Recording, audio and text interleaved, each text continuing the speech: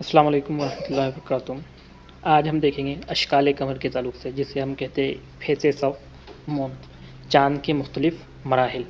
ہمیں کب چاند مکمل نظر آتا ہے اور کب چاند ہے تو بالکل بھی نظر نہیں آتا ہے، یا کب چاند ہمیں تو آدھا نظر آتا ہے۔ سب سے ہمیں یہ جاننا چاہیے کہ ہمیں جو چاند ہے وہ نظر کیوں آتا ہے اور کب نظر نہیں آتا ہے۔ تو چاند جو روشنی لیتا ہے، چاند کے پاس اپنی خود کی روشنی نہیں ہے، چاند جو چمکتا ہے، روشن ہوتا ہے، تو سورج کی روشنی سے وہ ہم کو کیا ہوتا ہے، روشن نظر آتا ہے۔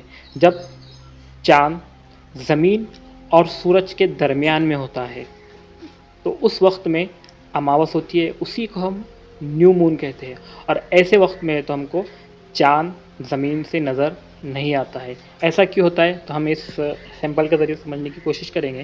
جب ہم چاند کو زمین سے دیکھتے ہیں، جب چاند سورج اور زمین کے درمیان میں ہوتا ہے تو اسے ہم اماوس کہتے ہیں۔ ہوتا کیا ہے کہ یہ چاند ہے، چاند کے 60% حصے پر ہے تو سورج کی روشنی ہے تو ہمیشہ پڑتی رہتی ہے۔ جب ہم زمین سے چاند کو دیکھیں گے تو یہ دیکھ رہے ہیں آپ، یہ بلیک والا حصہ، جب ہم زمین سے چاند کو دیکھیں گے، کیونکہ سورج کی جو روشنی ہے چاند کے اس حصے پہ ہے، اور ہم جب زمین سے اس کو دیکھ رہے ہیں تو ہمیں چاند بالکل بھی نظر نہیں آئے گا۔ یعنی ایسے وقت کو ہم نیو مون کہتے ہیں، اس کو ہم اماوس کہتے ہیں۔ جیسے ہی چاند تھوڑا آگے بڑھتا ہے، یہاں سے تھوڑا آگے بڑھا، چاند تھوڑا آگے بڑھا تو کیا ہوگا، ہمیں ہلکی سی چاند کی تو ایک کنور ہے تو کیا ہوں گی، نظر آئے گی۔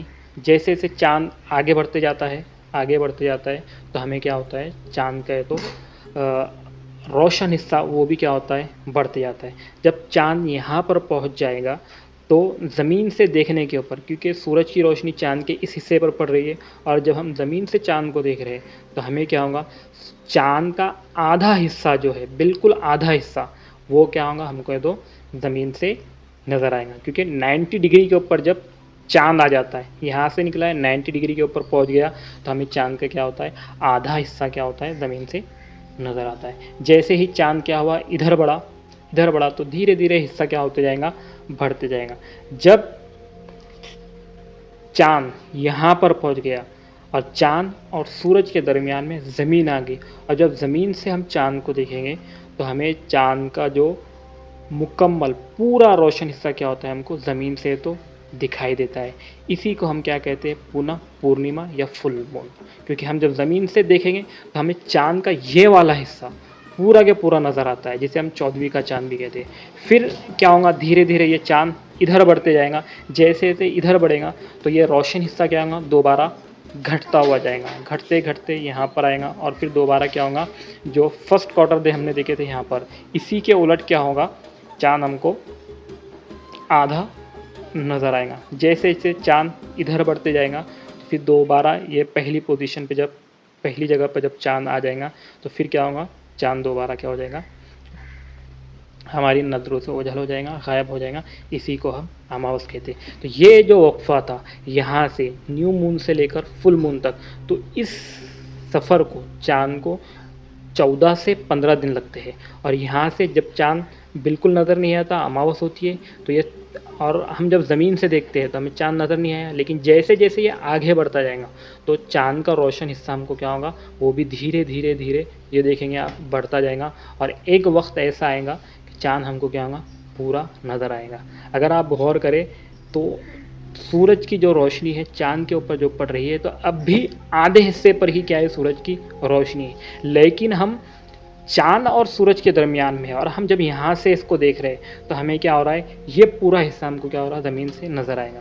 پھر یہ دوبارہ کیا ہوگا، اس طرف بڑھتے جائے گا، اور چاند ہمیں کیا ہوتا ہے، گھٹتا ہوا نظر آتا ہے۔ تو اسی کو ہم کیا کہتے ہیں، فیسز آف مون یا اشکال قمر۔